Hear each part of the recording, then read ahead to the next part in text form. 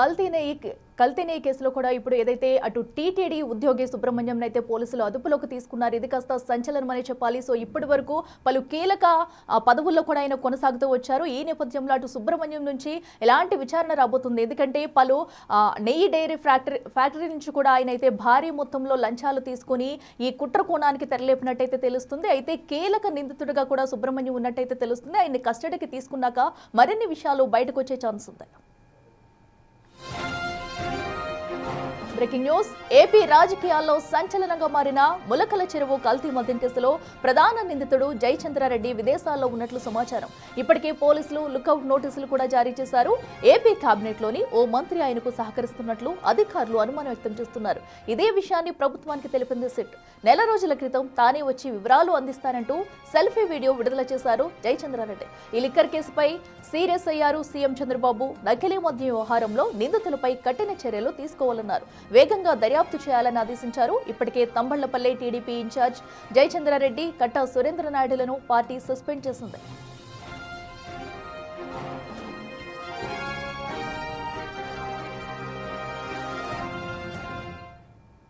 మరింత సమాచారం మా ప్రతినిధి శివ అందిస్తారే. శివ, చెప్పండి. అటు కల్తీ మద్యం కేసులో కూడా జయచంద్రారెడ్డికి లుకౌట్ నోటీసులు అయితే జారీ చేశారు. సో ఇప్పటికే అయితే ఇటు కేబినెట్ నుంచి ఒక మంత్రివర్గం నుంచి అతనికి సమాచారం అందుతుందే వార్తలు అయితే వస్తున్నాయి. సో దీనిపై అసలు ఎవరు అతను ఏంటనే విషయాలు బయటకు వచ్చాయా? తాజా అప్డేట్స్ ఏంటి?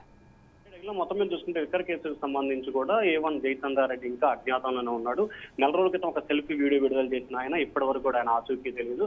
అయితే ఆయన్ని రాష్ట్ర కేబినెట్ లో ఒక మంత్రి కాపాడుతున్నారని చెప్పి ముఖ్యంగా ఉమ్మడి చిత్తూరు జిల్లాలో విస్తృతంగా ప్రచారం జరుగుతుంది. దీనికి సంబంధించి అధికారులు ఆయనపై ఎటువంటి చర్యలు తీసుకునేందుకు కానీ లేకపోతే ఆయన అరెస్ట్ చేసేందుకు కానీ ప్రయత్నాలు చేయట్లేదని చెప్పి తెలుస్తుంది. మరొక వైపు లిక్కర్ కేసుకు సంబంధించి కూడా అద్దేపల్లి జనార్దన్ రావు అలాగే వారి సోదరులు జోగి రమేష్ పాత్రపై కూడా సిట్టు లోతుగా విచారణ చేపడుతుంది.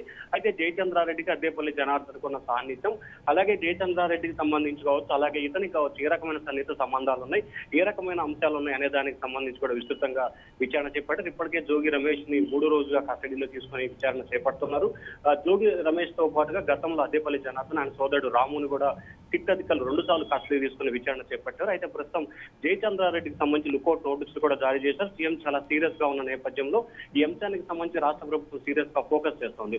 అయినప్పటికీ రాయలసీమ ప్రాంతానికి సంబంధించిన ఒక మంత్రి వీరిని కాపాడుతున్నారు, అరెస్ట్ చేయకుండా కాపాడుతున్నారని చెప్పి ప్రచారం జరుగుతుంది. ఈ నేపథ్యంలో ప్రస్తుతం ఆ మంత్రి ఎవరు ఏమిటనే దానికి సంబంధించి ఆరాధిస్తున్న పరిస్థితి కనిపిస్తా ఉంది. మరొక వైపు కఠినంగా వ్యవహరించాలని చెప్పి సీఎం ఆదేశాలు జారీ చేస్తున్నా కానీ కేబినెట్ లో ఒక మంత్రి కాపాడటంపై కూడా పార్టీకి సంబంధించిన నేతలు కార్యకర్తలు అసంతృప్తి వ్యక్తం చేస్తున్నారు.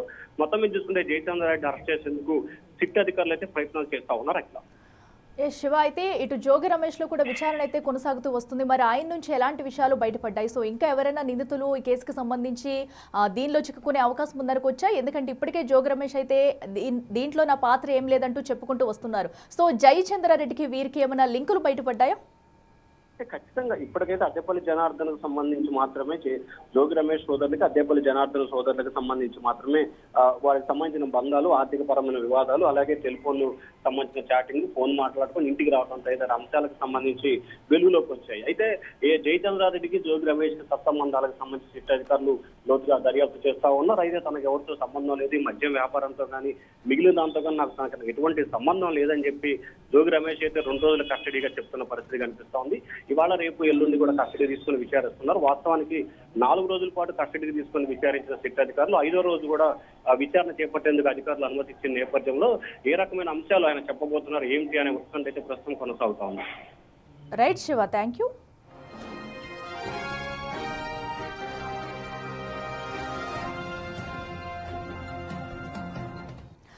ములకల చెరువు కల్తీ మద్యం కేసుకు సంబంధించి కూడా విచారణ వేగవంతం చేయాలని సీఎం చంద్రబాబు అయితే ఇప్పటికే ఆదేశాలు జారీ చేశారు. సో అయితే దీనికి సంబంధించి జయచంద్రారెడ్డిపై ఇప్పటికే లుకౌట్ నోటీసులు జారీ చేశారు. ఇప్పటి వరకు ఆయన ఇక్కడికి వచ్చి సమాధానం చెప్పకపోవడం, అలాగే ఆయనకి ఏపీ కేబినెట్ లోని ఒక మంత్రి సహాయం చేస్తున్నారంటూ పలు వార్తలు వస్తున్నాయి. మరి దీనిపై కూడా సీఎం అయితే సీరియస్ అయ్యారు.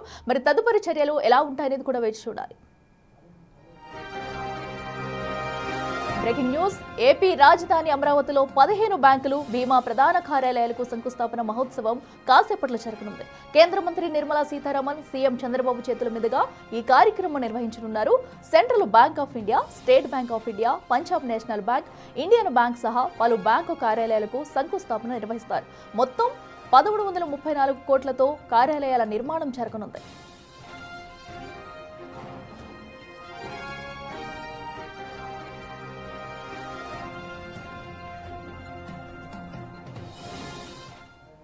ఇక మరింత సమాచారం మా ప్రతినిధి రాజేష్ లైవ్ లో అందిస్తారు. రాజేష్, చెప్పండి. మరి కాసేపట్లో కూడా అటు నూతన బ్యాంకు శంకుస్థాపనలు అయితే జరగనున్నట్టు తెలుస్తుంది. మరి ఇప్పటికే ఏర్పాట్లు ఎలా చేస్తున్నారు అధికారులంట?